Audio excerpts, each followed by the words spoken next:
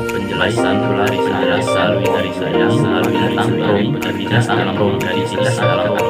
Terima kasih teman-teman sudah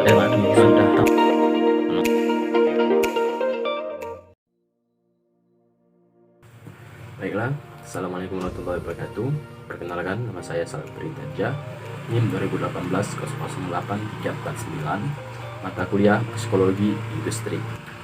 Adapun visi dan misi saya menjadikan sumber daya manusia yang berkualitas dan bermanfaat, sedangkan misi saya mengembangkan diri sendiri dan pengetahuan serta diterapkan langsung. Dosen pengampu Bapak Dr. Syamsul Hadi, SEMM, Prodi Manajemen, Fakultas Ekonomi, Universitas Sarjana Wiyata Taman Siswa. Baik, kita akan menjelaskan tentang produktivitas dalam organisasi. A. Ada pengertian.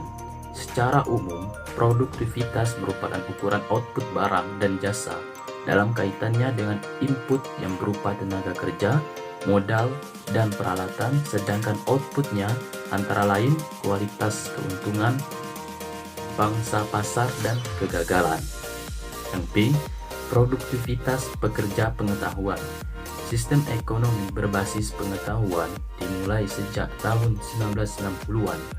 Kecenderungan bisnis mulai bergeser dari industri manufaktur ke pelayanan atau ekonomi jasa. Pada masa lalu, ekonomi ditentukan oleh akses sumber daya fisik seperti bahan bakar, logam, atau manufaktur. Sedangkan pada saat ini, kekuatan ekonomi ditentukan oleh akses sumber daya pengetahuan.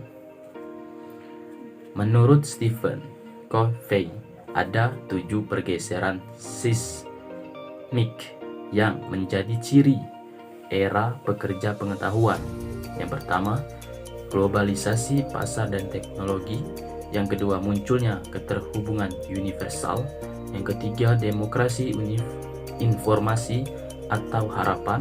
Yang keempat, peningkatan kompetisi secara eksponensial.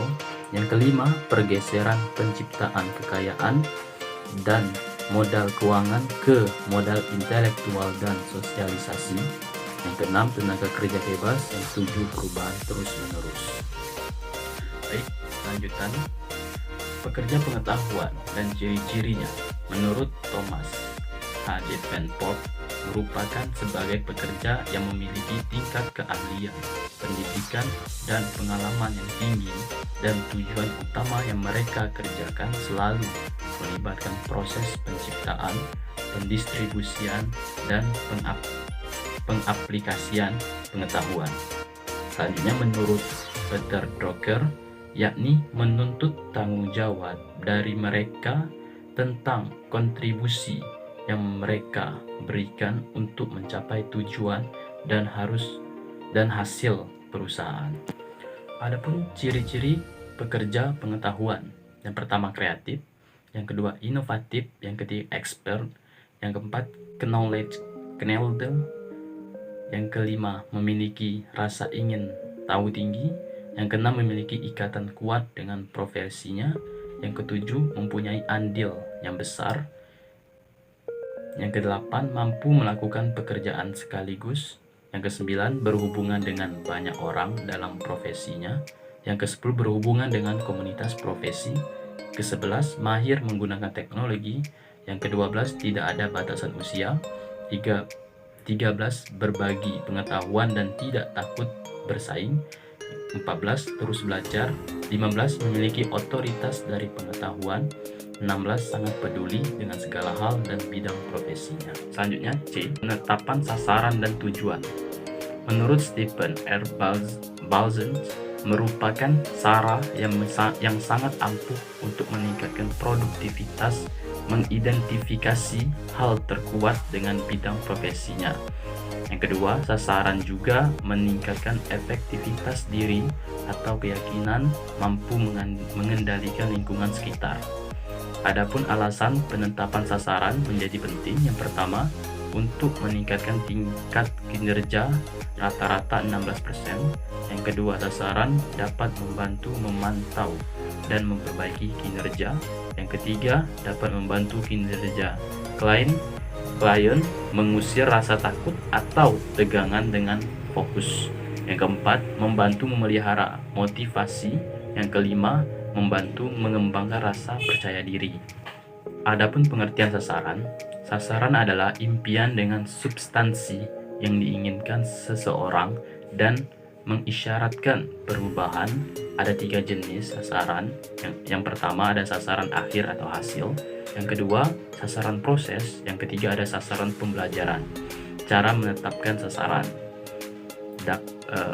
Klien dapat menggunakan formula SMART, yakni yang pertama spesifik atau khusus, yang kedua dapat diukur, yang ketiga bisa dicapai, yang keempat berorientasi pada hasil, yang kelima sesuai, yang keenam terikat waktu. Baiklah, lanjutan. Penetapan sasaran merupakan kunci semua kebahagiaan dan prestasi, dan merupakan tujuan yang sangat besar dampaknya. Berikut beberapa alasannya. Yang pertama, sasaran atau tujuan memberi target. Yang kedua, tujuan membantu memfokuskan waktu dan usaha. Yang ketiga, sasaran dan tujuan membantu kemauan, memotivasi, dan kegigihan untuk mencapai tujuan. Yang keempat, sasaran dan tujuan menetapkan prioritas. Yang kelima, sasaran dan tujuan memberi peta jalan. Adapun langkah sederhana untuk menetapkan dan meraih tujuan secara tepat. Yang pertama, putuskan apa yang benar-benar diinginkan. Yang kedua, menuliskan keinginan. Yang ketiga, tetapkan tenggang untuk Yang ketiga, tetapkan tenggang untuk sasaran. Yang keempat, membuat semua daftar yang memungkinkan bisa dilakukan untuk mencapai sasaran atau tujuan. Yang kelima, atur daftar berdasarkan urutan prioritas.